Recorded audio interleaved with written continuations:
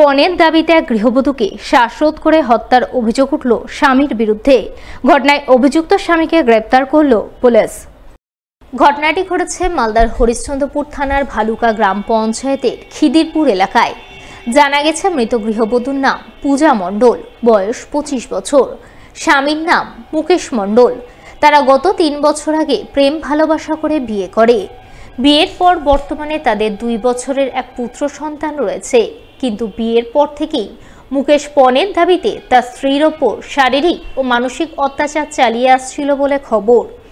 এর মধ্যে রবিবার রাতে তাকে শ্বশুরবাড়িতেই তার স্বামী গলা টিপে হত্যা করে বলে অভিযোগ।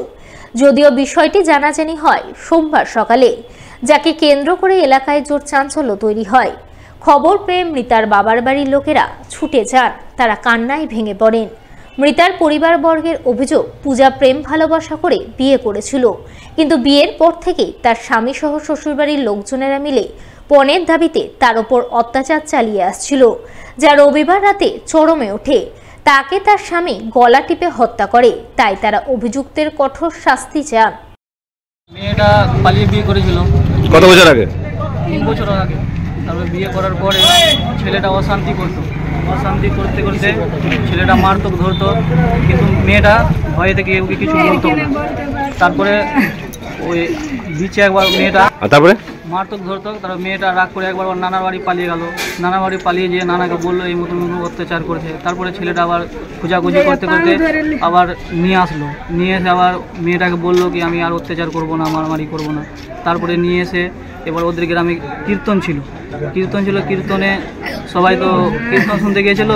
এবার ছেলেটা মদ খেয়ে এসে মেয়েটাকে গলা ধরে চেপে ওকে মেরে উড়ে সবাই, মানে কি ওর অল ফ্যামিলি সবাই মিলে ওকে মার্ডার করেছে। বাচ্চা আছে? হ্যাঁ, 1.5 বছরের বাচ্চা। এই ঘটনার সঙ্গে কারা কারা জড়িত আছে? ওর অল ফ্যামিলি। কে কে? ওর বাড়ির ওর বাবা মা, ছেলেটা।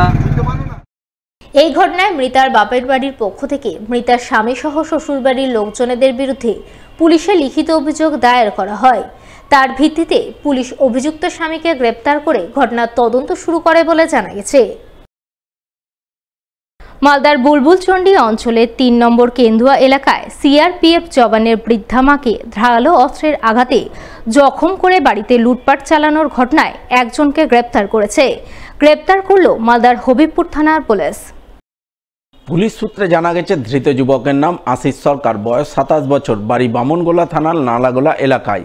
রবিবার বিকালে হবিবপুর থানার পুলিশ তাকে দক্ষিণ দিনাজপুর জেলার তপন থানা এলাকা থেকে গ্রেপ্তার করে। উল্লেখ্য, রবিবার ভোররাতে হবিবপুর থানার বুলবুলচন্ডী অঞ্চলের 3 নম্বর কেন্দুয়া এলাকায় এক সিআরপিএফ জওয়ানের বাড়িতে লুটপাটের ঘটনা ঘটে। 2 দুষ্কৃতী বাড়িতে ঢুকে সিআরপিএফ জওয়ানের বৃদ্ধা মাকে ধারালো অস্ত্রের আঘাতে জখম করে তার ঘরে লুটপাট চালায়। এরপর দুষ্কৃতীরা সিআরপিএফ জওয়ানের স্ত্রীর ঘরে ঢুকেও সোনাদানা, নগদ টাকা কড়ি লুটপাট করে বলে অভিযোগ। এই ঘটনার তদন্তে নেমে হবিবপুর থানার পুলিশ রবিবার বিকালে তপন থানা এলাকা থেকে মূল অভিযুক্ত আশিস সরকারকে গ্রেপ্তার করে। যদিও অপর এক দুষ্কৃতী এখনও পলাতক রয়েছে, সেই সঙ্গে লুটপাট চালানো সামগ্রী পুলিশ এখনও উদ্ধার করতে পারেনি। তাই তদন্তের স্বার্থে সোমবার ধৃত দুষ্কৃতীকে পুলিশি হেফাজতে নেওয়ার আবেদন জানিয়ে পেশ করা হয় মালদার জেলা আদালতে। কেন এরকম ঘটনা ঘটালি? হয়ে গেছে সাথে সাথে। কে লাগে তোদের? কে লাগে? আত্মীয়? বাড়ি কোথায়? কার বাড়ি? তোর বাড়ি? নালাগোলা। নালাগোলা কোথায়? পূর্ববেলা। নাম কি? আশিস সরকার। কজন এসেছিলি এখানে? 2 জন। হ্যাঁ, 2 জন। কি কি নিয়েছিলি? টাকা পয়সা, সোনা দানা।